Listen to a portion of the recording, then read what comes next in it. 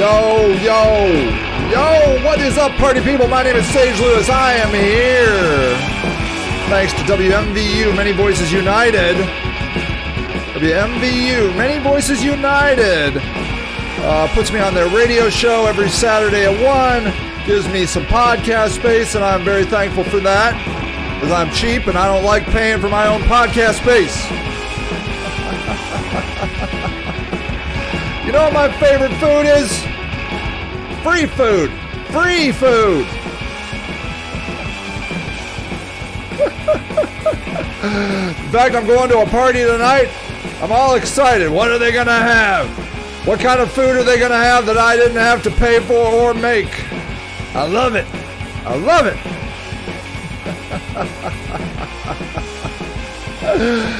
Man, I woke up, I don't know, this morning, yesterday morning,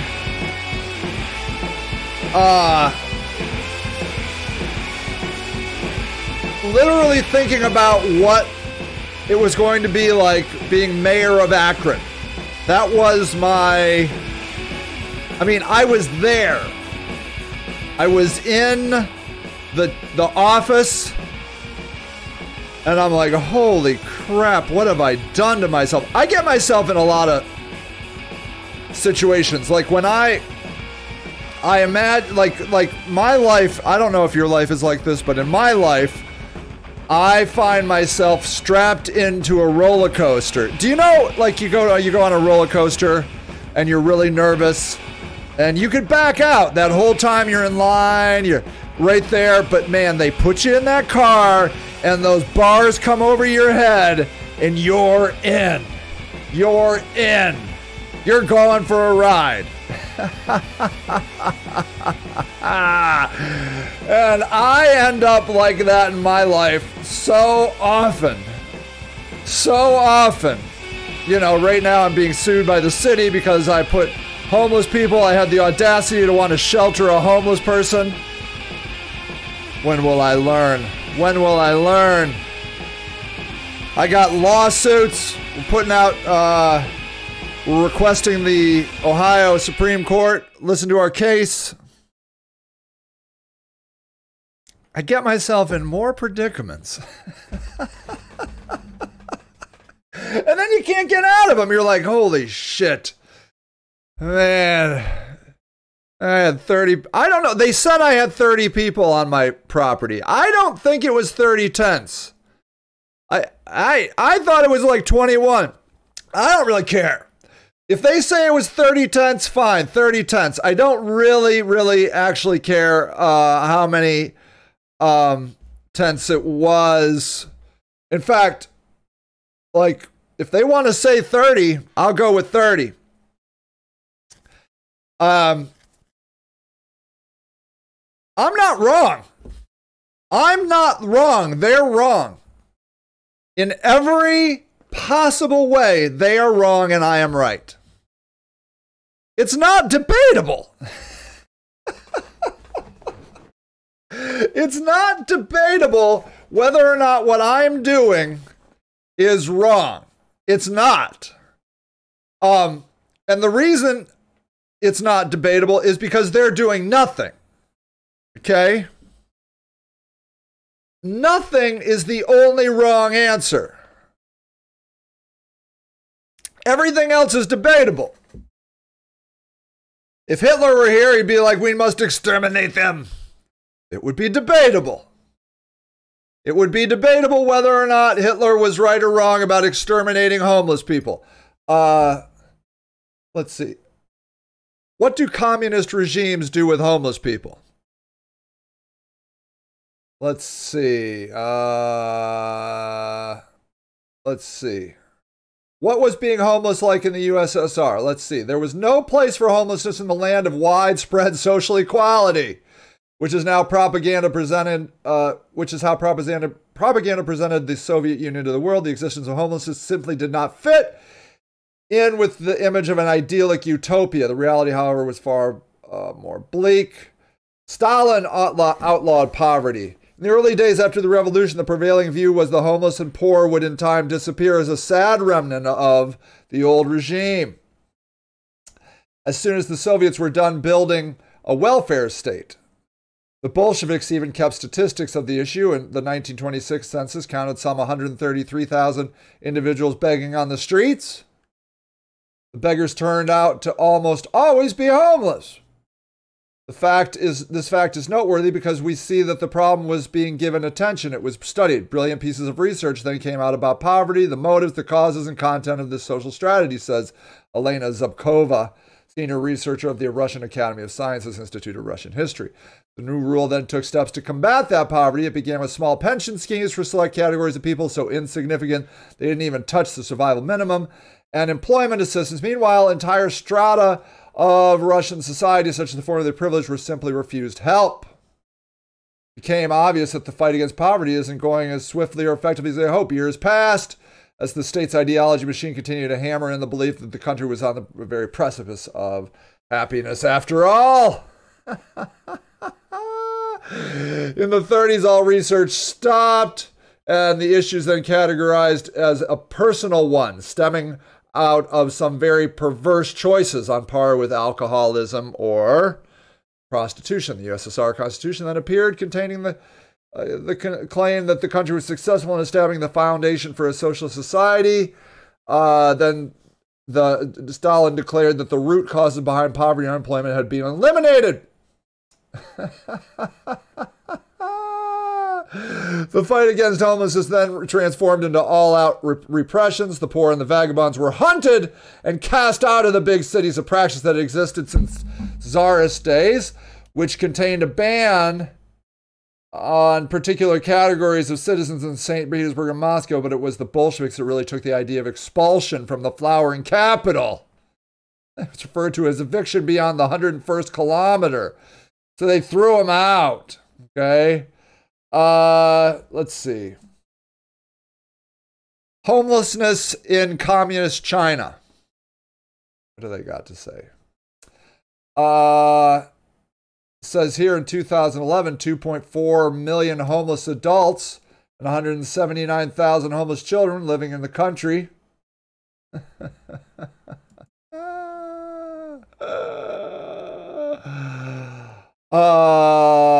Let's see. Homelessness under Mao Zedong. How much homelessness was in the, let's see. Homelessness doesn't exist in any period of the PRC since the foundation of 49 because the poorest people in China could still build a simple house. I don't know. Is that true? Mao had only one forever love in his entire life, and that person was himself. He did not love any of his wives. Okay, what does that have to do with? What does that have to do with? Hold on, related. Whoops. Let's see. It says here. Not helpful.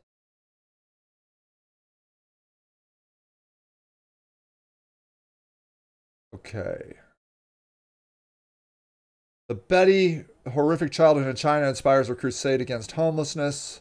Betty Chin doesn't sleep much. She used to stay before sunrise until well into the night. The petite woman in her 70s covers a lot of ground, tending to hundreds of homeless people living in homelessness in California. No, California.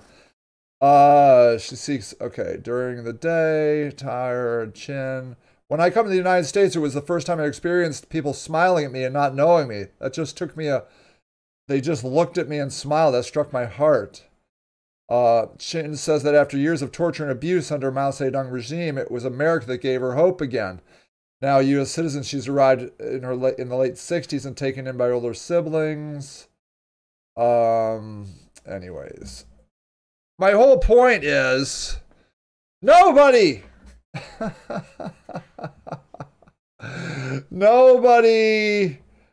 cares about homelessness. Scholars continue to reveal Mao's monstrosities. Asia, exiled Chinese historians emerged the evidence of cannibalism and up to 80 million deaths under the communist leader.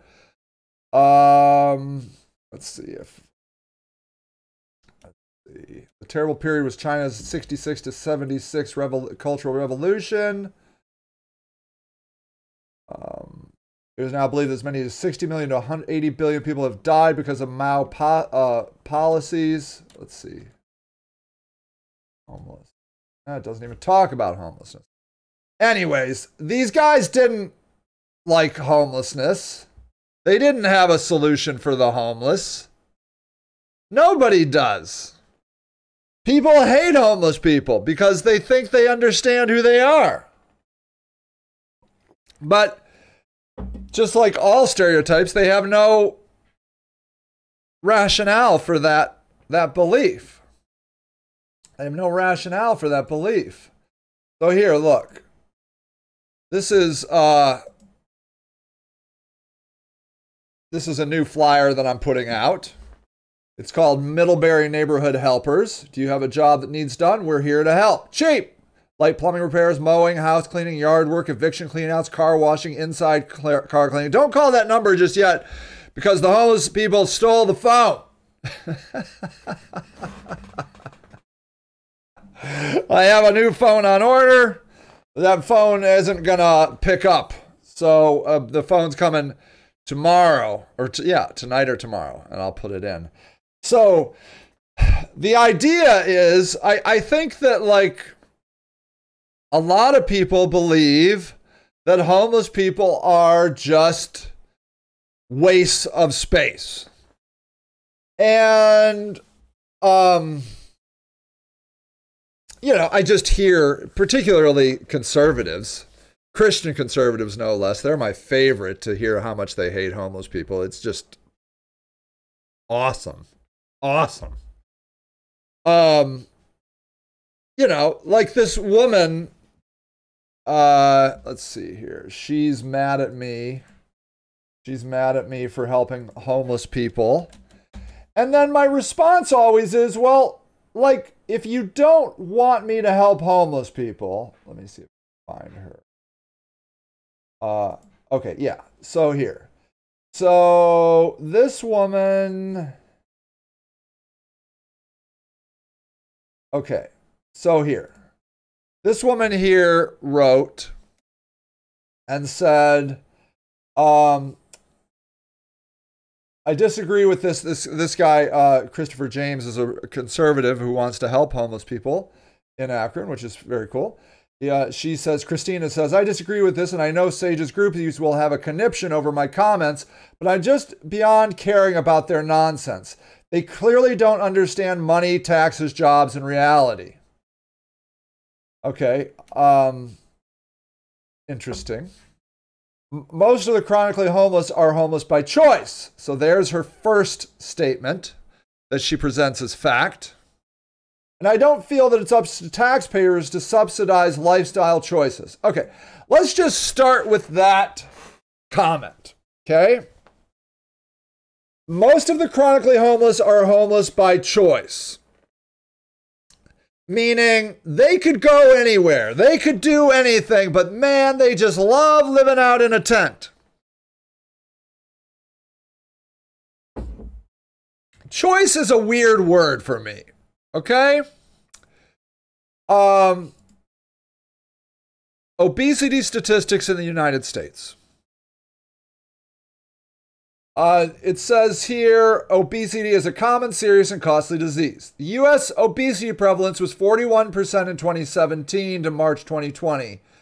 From 1999 to 2000 through 2017 to March 20, obesity prevalence increased from 30% to 41%.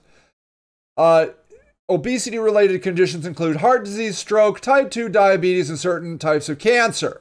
Okay? The estimated annual medical cost of obesity is $173 billion. In 2019, medical costs for adults who had obesity were $1,861 higher than medical costs with people with a healthy weight.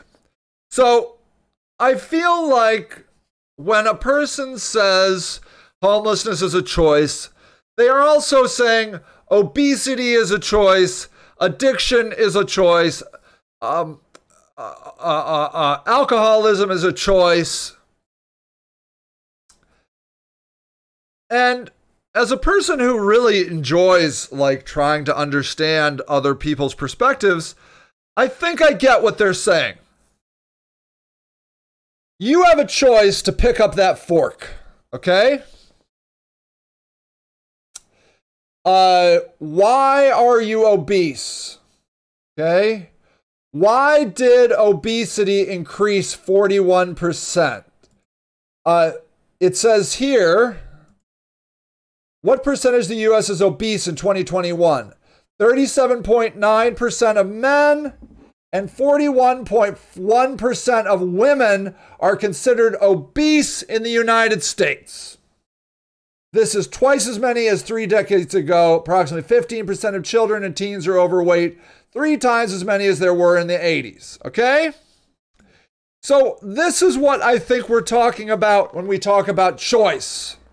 People are choosing to be obese, right? Isn't that what we're saying? Because I think it's in the same vein. People are choosing to do drugs. People are choosing to live in a tent. People are choosing to live with an abusive spouse. People are choosing all the bad things that happen to them, right? Now, there are things that you don't have a choice in. I think some cancer, although if you got cancer because of lifestyle choices, then I would say that it does apply that you have chosen to get cancer. You have chosen to die early because of lifestyle choices. I think, right? What, you have a mental illness, you choose not to stay on your medication, you choose not to seek treatment. Everything is free will, right? I think that's what the people are saying, that this is a choice. This is, you have made a choice to be obese, to be an alcoholic, to be a drug addict, to be homeless. Okay? Which is an interesting perspective. Because then, if it's all a choice, why should anyone have to pay for anything? Why would there be any social services that anyone would pay for? You chose to not lift yourself out of poverty. You chose not to go to college. You chose not to graduate from high school. It's all a personal choice. Why aren't you rich like me? Is your daddy rich like me? Let's see. Hi, Shannon. Let's see what Shannon has to say. Shannon says, cheaper to buy processed junk. Try buying fresh. It is so hard to feed a family with fresh food. The processed junk gets you sick, and boom, on meds you go. Okay, so what Shannon is suggesting here is that maybe... Hi, it's good to see you, Shannon. Maybe obesity is not a choice. Maybe you are obese because of circumstances. Now, could you potentially not eat as much junk food, right? Let's say you can't afford fresh food.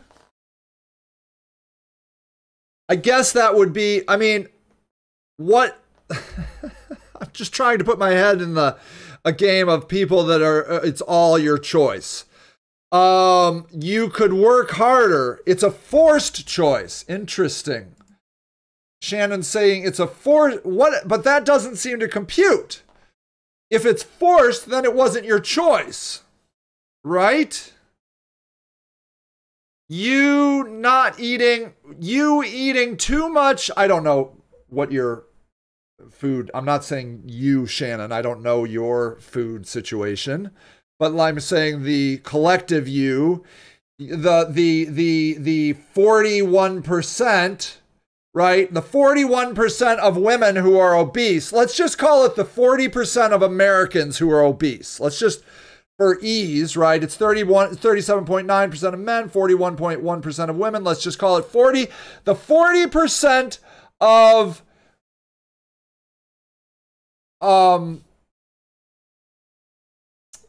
Americans who are obese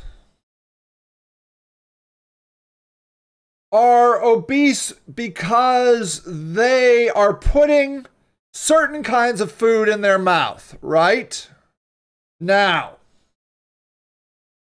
is it what Shannon is saying, a forced choice, that she goes to the store and the food that is affordable is like pasta, processed foods, prepackaged foods, you know, like ramen noodles, for example.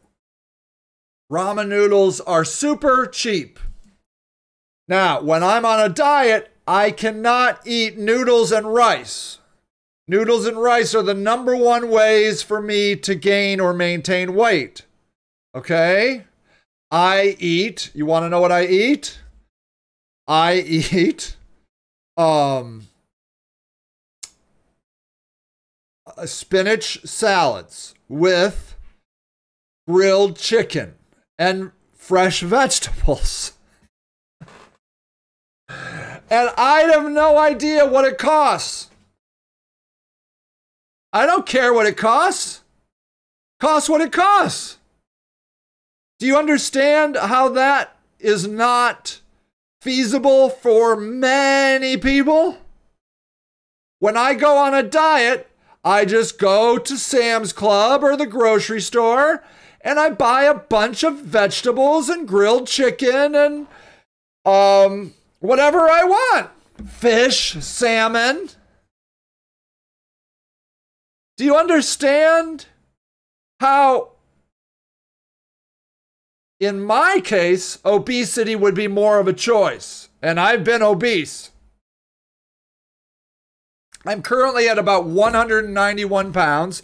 I'm 6'2", and I am in my range, at the very top of my range. But I have been 240, 245 pounds, okay? And it's not because I can't afford healthy food. It's because I have an addictive brain, and when I'm not drinking, which I haven't done in 19 years, or smoking, which I haven't done in 19 years, my go-to addiction is food. I love cheeses. I love chips. I love all food. I'm a pan eater. You know how some people are pansexual? I'm a pan eater. Just put it in front of me and I will eat the pan. Give me a pan of food and I will eat it.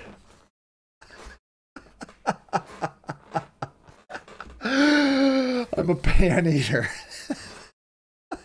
You can be pansexual. I'm a pan-foodist. Pan-foodable. Pan-foodual. If sexual, foodual. A foodist. I'm a pan food. I'll eat all the food in the pan. Give me a pan of food and I'll eat it. I love it. Now, is it more of my choice because I can afford healthy food? I would like to say, for sure. Now, for example, right now, I'm on an intermittent diet. Okay, cool. Shannon's going to give me some food budget numbers, okay? So let me just finish this and then we're going to talk about her budget. I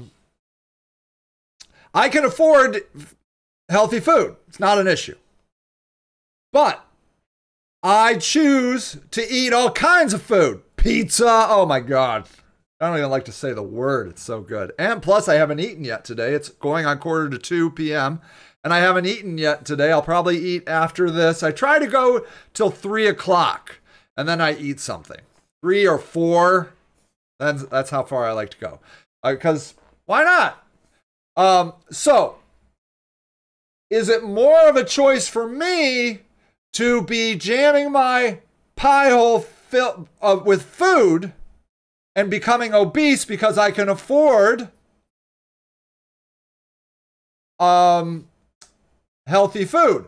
I would say it is more that does eliminate an issue, but I would also like to make the case that I am an addictive person. I suffer from addictive tendencies. Raging alcoholic, 2 packs a day of cigarettes.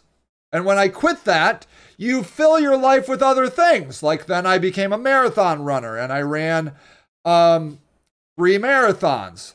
And now I've found citalopram, an antidepressant medication. I'm on the top dose of that, apparently. I didn't realize that, 40 milligrams. And that helps a great deal.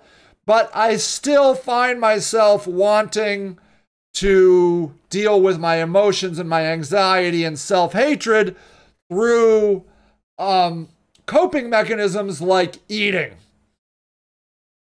So, can you see how if I became obese, in which I have been, you could also understand that, I mean, yes, there's a choice, but I am not eating to live, I live to eat. I love that statement. Many of us do. And in fact, apparently 40% of us do it so much we are obese. Maybe I'm too much of a softie. I would like to say that 40% of the country is obese, not because they chose to be obese, but because they are using food to cope with a very stressful life. Huh? What do you think? Okay. Shannon says, say someone has 2 kids. The food budget is, we'll say, $120 a week. Buy fresh meat at $5 a pound for fresh burgers and vegetables. You get maybe enough to feed both kids, and the adult has to take what is left. Buy processed, and you'll have snacks and drinks along with main food. Okay. So, chicken, yeah, burgers are about $5, chickens are $3. Prepackaged, interesting, a burger is at $2 and chicken nuggets $3.99 a bag. Right. So, yeah. So, I would say that is $120 a week with a family of 4. Can you do that? Can you live on 100? Is my phone is ringing and I don't want it to decline. Okay. Is that a reasonable amount to live on these days? I have a 17-year-old. I go to Sam's Club. I can't even, I don't know. I don't know what my food budget is. I don't have a food budget. Which is embarrassing. White bread, 99 cents. Ah, there it is. Whole wheat. It's rough, but I do it and my son has texture issues. Oh, wow. Yeah, so that's challenging. So is it the 3 of you, Shannon, or is it 4? Is it a family of 3 or a family of 4? So 120 a week. Let's go 120 a week. Let's open up a spreadsheet. Let's do it. I love my spreadsheets. I love it. Okay. So, okay. Let's do, weekly. Let's see here. Can I make it bigger? Oh yeah, I can make it. Okay. Is that better? Can I make it even bigger? 36. Good. 36. Okay, so weekly food 120. Okay, let's call it, just for fun, 4 weeks. So that's, just call it that's 480. Let's just call it, no, let's call it monthly, okay? Just so we can, okay, monthly. Food. Rent, let's call that, I don't know, can you find, what's your rent? Is it like 800? Okay. Utilities, like, okay. How about, I mean, do you have to pay water? Let's call water 80. Okay, this is Akron. All right. Gas and electric, let's just call that, I don't know, 120. How about 150? What do you think? Okay, what are we at now? Let's do, so that's, what are we at? Here, let me put it down here. Sum this. So there's 1510. Okay. Food. Okay, so okay, how about car bill? A car payment. Call that 300. Gas, like gas has really gone up. Car gas, I'll call it.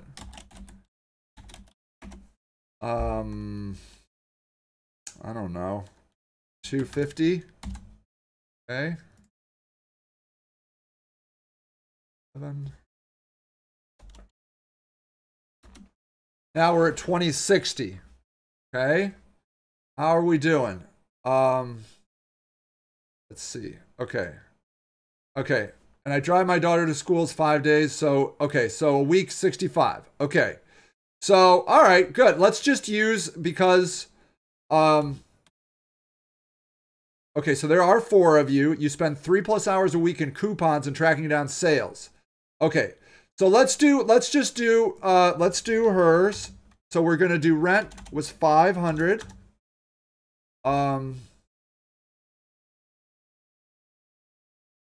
Electric is 130. Do you have a car payment? Let's see, your gas 65 a week. So we'll do 65 times 4, 65 times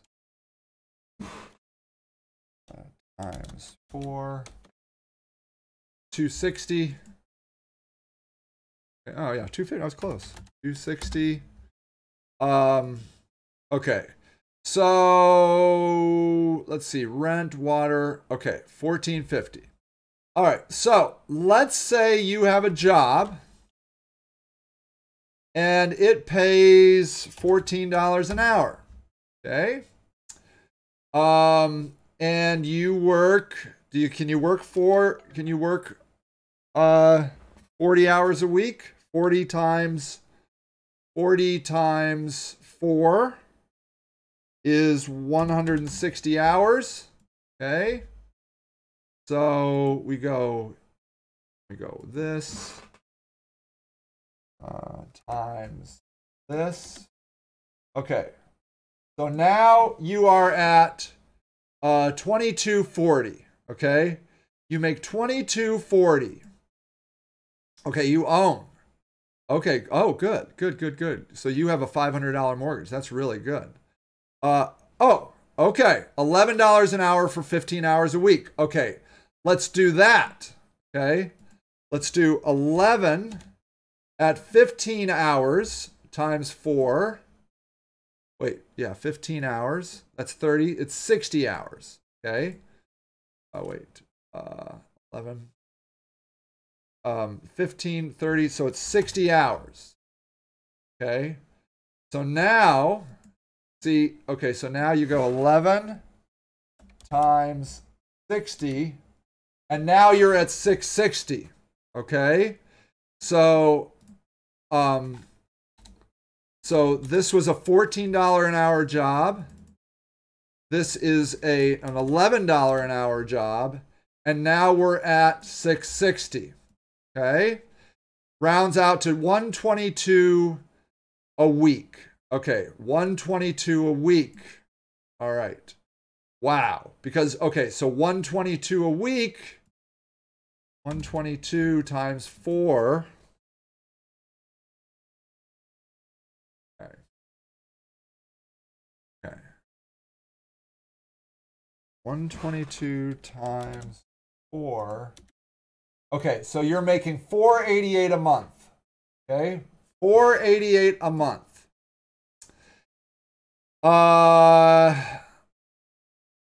Is that right? Add an $800 income to a month to that. Okay, I will. So we do 800. Okay, so we'll do on that. This plus this. Okay, now we're at 1288. Okay, so Shannon has been really gracious enough to share like her real world situation.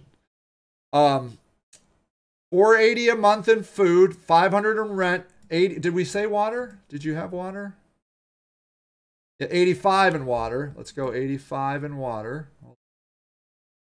85 in water. Okay.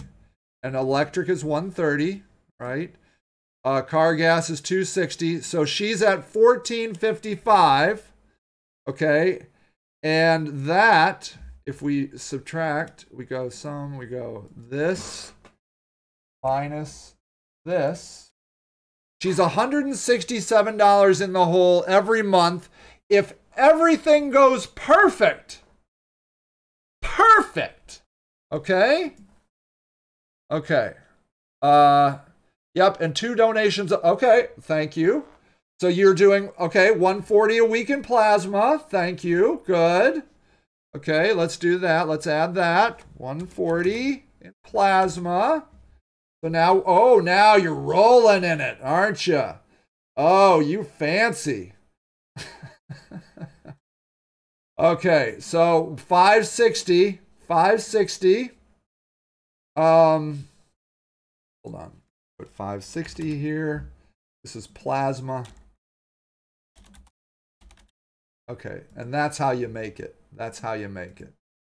Go 488. So now you are now you're 400 over. That's how Shannon makes it. Okay? Now, so this is America. All right? Now, yep, Shan says, oh yeah, the high life. I got an 11-year-old and a 7-year-old with special needs. And again, and she owns her car, she owns her house, okay? All right. So Shannon is, I would say, doing great. But this is the world of living paycheck to paycheck. Now, we could say, well, Shannon, why are you only working 15 hours a week? That was your choice. You see, and this is where I get, like, this is where, like, people from the outside that don't take the time to understand a person's life just start throwing on judgment. Well, Shannon, you could work more. Why don't you work more, Shannon? Why don't you get a higher paying job? They're paying much higher now. Why are you only making $11 an hour? I've seen payment for $14 an hour. Yeah, you're right. Exactly. See, this is where it comes. Yeah, so Shannon's laughing. Yeah, she's made this choice. So what I find is choice is a word, right? Like, there it is. There it is. Thank you for saying this. No job will accommodate my son. There it is. You see, she has a special needs kid. And so she's working so that she can,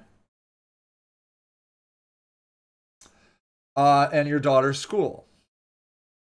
So Shannon is working, so it works around her kids. Okay? Now, is Shannon making a choice? I guess. But do you guys know the word trap house? Trap house. Okay, trap house. This says a place where illegal drugs are sold. That's not, I mean, yeah. So it's sort of that way. That's sort of it. But a trap house is called a trap because you're trapped in it. Okay? It's not just, hey Jeanette, it's not just because they sell drugs. Like, here's how a trap house works. You're buying your drugs, you're happy and you know it, and you're a little short this week, right? And you're trying to buy your meth, and your drug dealer says, you're like, hey man, can you cover me this month or this week? I'll pay you back next week. And your drug dealer's like, yeah, sure, man. I got you. And you can't pay it next week because you're still buying the same drugs. Now, before you jump to conclusions, you guys are doing it with credit cards. That's what a credit card is. Hey, I want that thing. I'm going to put it on a credit card.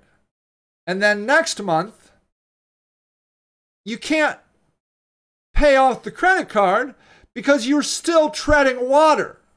And so now you're just paying the bare minimum. You understand?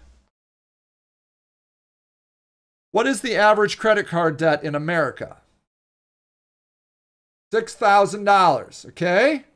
$6,000. On average, Americans carry $6,194 in credit card debt. Okay? Alaskans have the highest credit card debt of $8,000.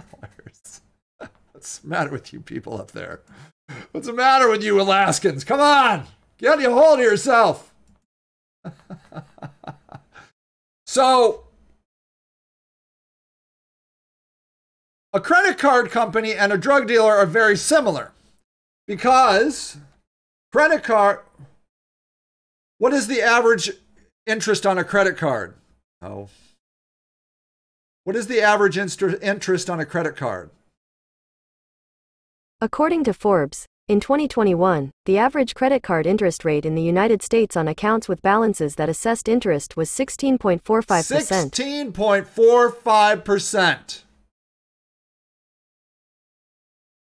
What is an average interest rate for a home loan these days? 5%, which is kind of high. So do you see how you're being raped by the credit card company on that $6,000 you got sitting there? They are raping you because they can. Now, back to my trap house deal. Okay. So, I want to thank you for writing so much, Shannon. I'll get back to your story here in just a minute. You can't afford to pay back your drug dealer this week. And in fact, you say, hey man, can I borrow a little more this week? And your drug dealer is like, yeah, sure, buddy. Here you go. And the next thing you know, you're in debt to your drug dealer. Now, I don't know if you've met many drug dealers, but they're not all like Mayberry friendly, okay? Drug dealers are no joke. They will kill you over $50, okay? They will. 100% of the time, they'll kill you over $50. So, but your drug dealer's cool. He's like, hey, man, I get it. Can I just move in for a while? I don't really have, my housing situation's bad. My girlfriend just threw me out.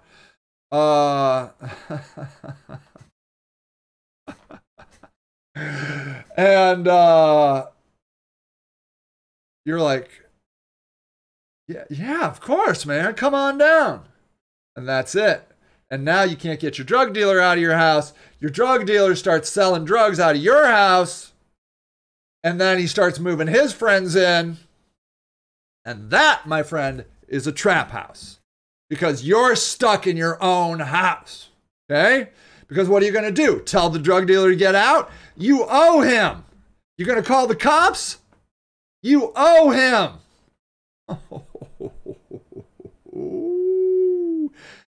And that, my friend, is what a lot of us get into, is a trap. We get trapped in obesity. We get trapped in addiction. We get trapped in lives that we maybe didn't anticipate. You understand what I'm saying? It's not as much of a choice as like people that aren't in your situation like to think it is. You see? You understand what I'm saying? Shannon is in her life doing probably the best she can. And I think Shannon, in fact, is killing it. Shannon is killing it. Don't you agree? She's got 2 kids, one with special needs, putting together a job. He's got an $800 deal, and then putting in $140 a week in plasma, and is making it. It's awesome. Yeah, you're doing amazing, Shannon. Shannon says, my son has 12 different doctors, and my daughter goes to the Falls because she was attacked at an Akron school. So I guess it's my choice. There you go. I can choose to send him to a group home and send my daughter to a school she's terrified of and work hella hours and bank mega cash, but I choose to give them a decent life. Right. You see? So that's, I think, and that's what these judgers do.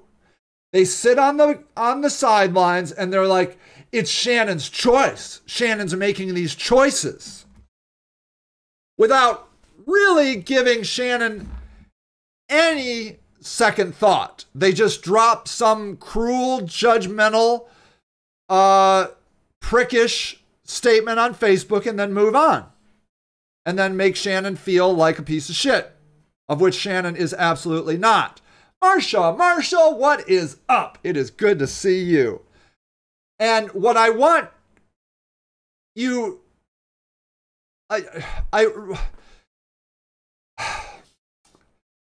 don't know. I mean, we all need to practice understanding people better, right? I mean, don't we? So, like, for example, I have a friend right now who is really upset at me. Who, let's see, he's upset that I like to try to understand people like murderers. So I'm not going to show you this because...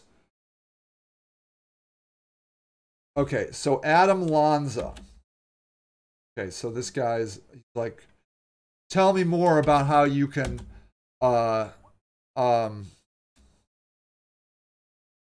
understand Adam Lanza. Adam Lanza was at Sandy Hook, okay? And 20 years old Adam Lanza shot and killed 26 people.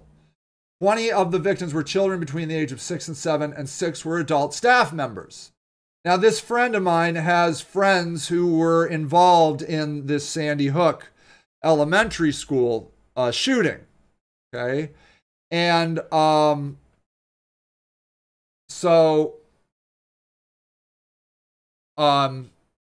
you know, rightfully, they're outraged. This person is outraged, okay? But I will tell you that absolutely I want to understand Adam Lanza. Okay, here's Adam Lanza. Shot 20 first graders and 6 adults. Okay? Adam Lanza is believed to have shot his mother in the head at her home in Connecticut before traveling to Sandy Hook. So Adam was born in Exeter, New Hampshire. Former stockbroker and longtime gun enthusiast was Lanza's mother. Took her son to the gun range to avoid leaving him home alone. But she was responsible with weapons, unlike her son, who was quiet and socially awkward.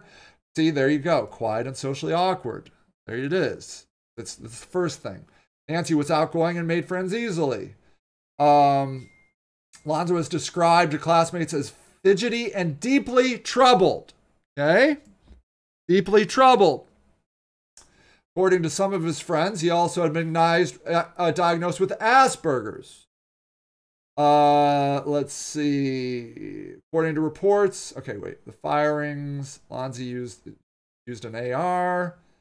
And that's it. Okay, that's all we know about this guy. Okay, but don't you hear this over and over again? Quiet, socially awkward, fidgety, deeply troubled. Now, fidgety is a different one, but deeply troubled. You hear this over and over and over again. Now, I'm not trying to...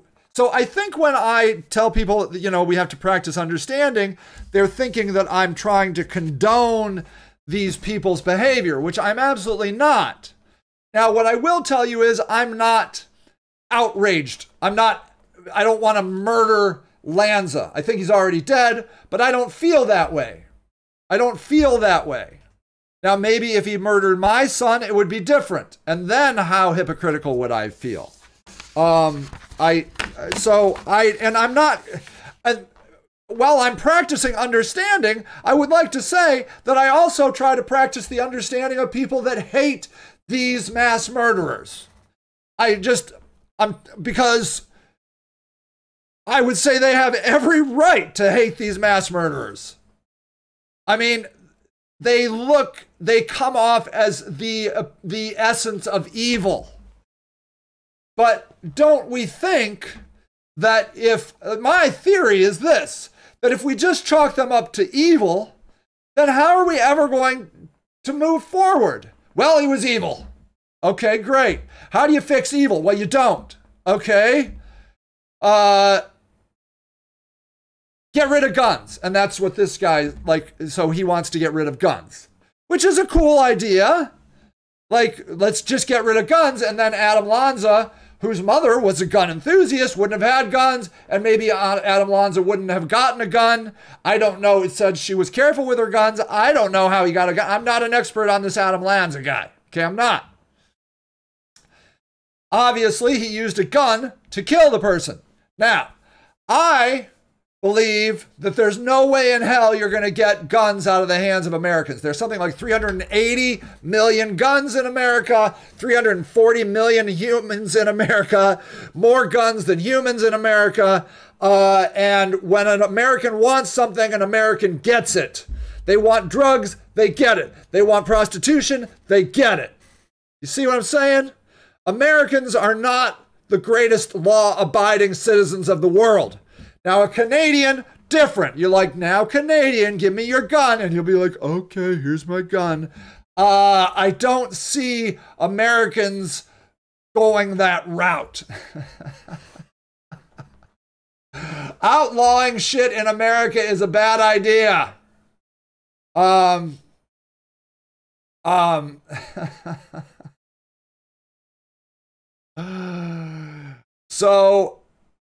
But for me, I like to understand. My theory is, okay, what is it? Could we potentially cut this guy off at the pass and be like, okay, here's a guy that looks like he could end up shooting up a school. And a lot of times when we look back, we're like, oh yeah, that guy had a lot of signs, And I mean, and then we didn't do it. I mean, I just feel like mental health is a huge, huge, huge problem in America, and we're not doing anything about it. And if there's anybody on planet Earth that's crazy as fuck, it's an American.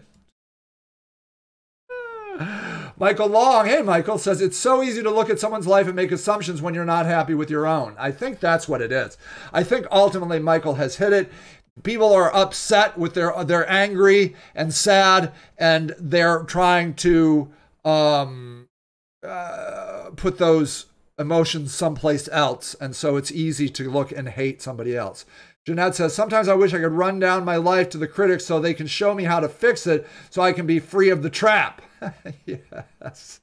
And then Shannon says, right. Let them come do it and see them run for their lives because they can't handle living the way some of us do. Yes. That's it. It's so easy. It's so easy to just sit around casting stones, which Jesus was like, hey man, those without problems cast the first stone, which, I mean, come on, right? Why do we need to be so insistent on judging everybody? Yeah, so, and then Jeanette says, yeah, you're right. Step right into my shoes with the money I make and then show me how to cover my expenses legally. Thank you. Thank you, thank you, thank you. Right. So, judgment is just a fun pastime for people to do, but it's so poisonous. It's so poisonous and such a cheap shot. Such a cheap shot. Because it doesn't ever take into account imagining how a person got to where they got to. It's crazy. You can look at a homeless person and say, they're choosing to be homeless. Okay, I guess I see what you're saying, but you're choosing to be an asshole. Yes, I am, says the asshole. All right. Could you stop that? Nope. I like it. Just like they like to be homeless. And I'm like, I sort of don't agree with either one. I think you're actually just mentally disturbed. For someone to love to just cast judgment on somebody says a lot about you. Like that you are an innately unhappy person. You're unthoughtful, uneducated, unempathetic, unhappy, probably depressed and anxious person. Untreated mental health issues. I mean, don't you think, like, what kind of convoluted brain just goes out and is mean to people that they don't even know? You should lose weight. You should quit drugs. You should be not homeless anymore. Thanks. Thanks. You know what I hated so much? When I smoked, people would come up to me and they would say, Sage, you should stop smoking. And I'm like, no. I should stop. You're kidding me. I had no idea. No. Why? Well, because it's unhealthy. No.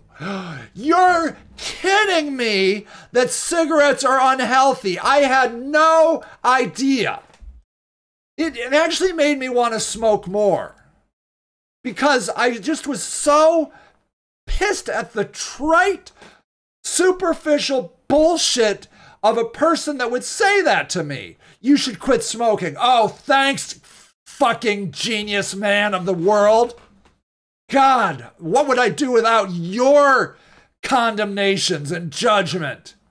Are you happier now? Have you done your good deed for the day, telling me to quit smoking? I know, delicious smoky treats, right? Yum, yum, yum. I know. Jeanette said, I learned in college we were all 2 paychecks from being homeless. 100% we are.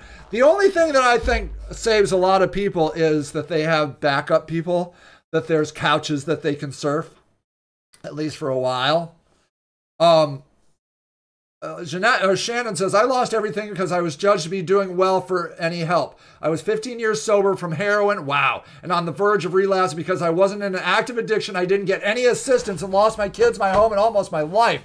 Holy fuck. I have a friend who lived 7 months in a tent. She's working a really good job. That I see her regularly. She's thinking about quitting the job because she makes too much money to get services, but doesn't make enough money to pay for her life. It's this whole because Shannon wasn't in active addiction, then she doesn't qualify for assistance. Unbelievable. Unbelievable. So, yeah, it happens all the time, says Shannon. I get when you're angry. Like, you can hate a school shooter, right? But if you can't take the time to analyze the situation that led up to that, if your whole answer is get rid of guns, then you're as much to blame of a superficial solution as anybody else. Well, just get rid of guns. Okay, Einstein, thanks. Why don't I just quit smoking, quit drugs, quit alcohol, quit eating so much? You are a genius. Have you really thought about what getting rid of 380 million guns in America looks like? What does that look like? A buyback program? I'm not getting rid of my gun. Fuck no. I hang around drug dealers. I need my fucking gun. I'm not getting rid of my gun. If they tell me that I have to get rid of my gun, the first thing I'm doing is not getting rid of my gun. I go out on those streets with everybody else that's packing, and you're telling me because I need to be legal? We'll have no more guns. There'll be no more guns. Bull fucking shit. They've outlawed fentanyl. They've outlawed marijuana. They've outlawed meth. They've outlawed LSD. It's everywhere. There's no way we're getting rid of guns. So get me a better idea. People, I love you. I love you. I love you. God damn it, I love you so much. You're amazing, Shannon. You keep doing you. You're amazing, Jeanette. You're amazing, Marcia. All of you people are incredible. I am in awe of you every day I meet you. You're the reason I fight so hard because, God damn it, you deserve somebody to fight for you. You work too damn hard in this meat grinder we call America. And you do you, people. I love you. Peace and light to you, Shannon. You're lovely. I'll see you later. Bye. Thank you for listening to Sage and the Houseless Movement, a weekly show dedicated to the news and views of the homeless locally and worldwide.